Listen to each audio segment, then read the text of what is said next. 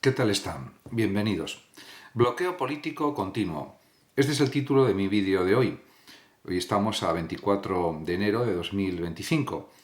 Realmente lo que está sucediendo con el decreto Ómnibus que ha sido rechazado en el Parlamento, en el Congreso de los Diputados, es revelador de la lucha política, de la lucha partidista, y esto realmente está perjudicando a millones de ciudadanos españoles. Y esto realmente supone, diríamos a nivel político, un desorden que no pueden pagar los propios ciudadanos. Realmente 12 millones de pensionistas que tengan que esperar a que se resuelvan estos conflictos políticos por la falta de acuerdo político y sobre todo porque el gobierno español, el gobierno de Pedro Sánchez, no es capaz de aprobar medidas sociales que son absolutamente necesarias y urgentes para los españoles, o para una parte muy considerable de los ciudadanos españoles, esto supone un gravísimo problema político. Hoy mismo Pedro Sánchez, el presidente del gobierno, ha insistido en que quiere aprobar un decreto ómnibus, quizás retocado un poco en cuanto a las medidas, las 40 medidas o las que sean que propone, pero ya ha dicho el propio Partido Popular que solamente quiere aprobar, por ejemplo, el decreto de las pensiones, luego el decreto de la DANA, etcétera, etcétera, de forma sectorial, de forma parcial. Incluso el propio dirigente, el máximo dirigente de Junts, el propio Puigdemont, ha explicado ante las cámaras que realmente él aprobará, diríamos, el decreto de pensiones, de subida de las pensiones, de revalorización de las pensiones, si se propone de forma separada.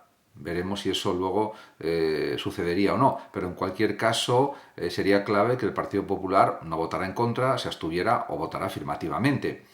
En todos los casos hay que decir que aunque es verdad que esta actitud política del gobierno puede servir para desgastar la intención de voto en relación con el Partido Popular, como dicen muchos comentaristas políticos, en muchos medios, en muchos periódicos, en televisiones, en radios, esto no es justificable a nivel político, sobre todo si se piensa que se está hablando de políticas sociales. Puede haber discrepancias políticas en otros asuntos menores, o más teóricos o más especulativos, pero en estas cuestiones que son básicas para, diríamos, la buena calidad de vida de todos los españoles, no se puede estar en esa lucha política desgastando al gobierno, ni por parte del partido de la oposición, ni el propio partido en el gobierno, seguir, diríamos, en una línea que sabe que puede producir un bloqueo político continuo.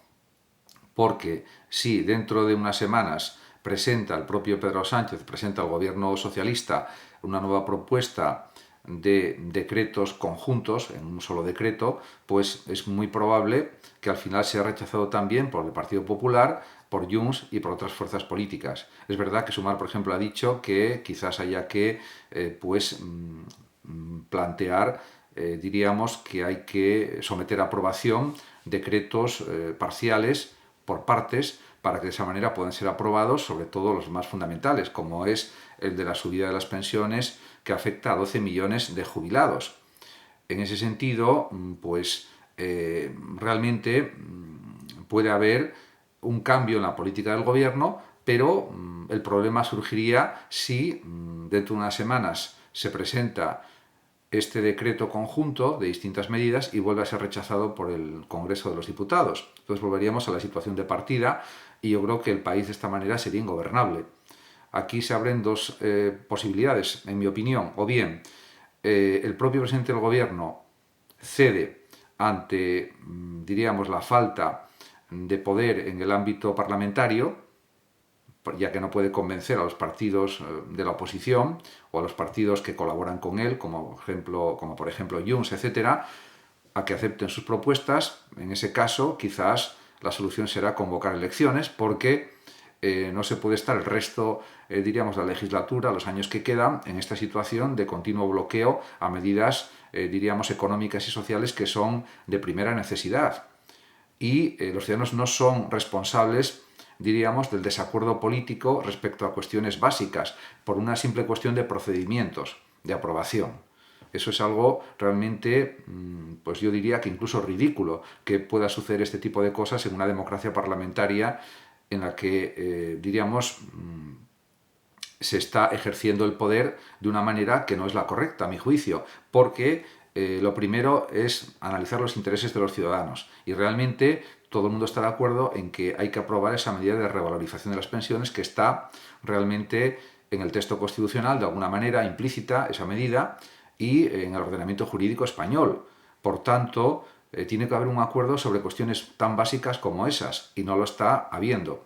En ese sentido, los meses pueden ir pasando y los años pasando también, y al final puede pasar toda la legislatura sin que se aprueben medidas básicas a nivel económico, como la revalorización de las pensiones, y otras medidas también como la ayuda a los transportes, la ayuda económica, la ayuda a los, diríamos, afectados por la DANA, aunque puede haber ayudas de otra forma, es verdad, en lo de la DANA, pero en el caso de los pensionistas están sometidos a las decisiones del gobierno. Ahí sí que no hay otra salida más que la que se plantea, que es la subida de las pensiones. Y ahí no puede haber otra posible forma de resolverlo que aprobarlo en el Congreso de los Diputados.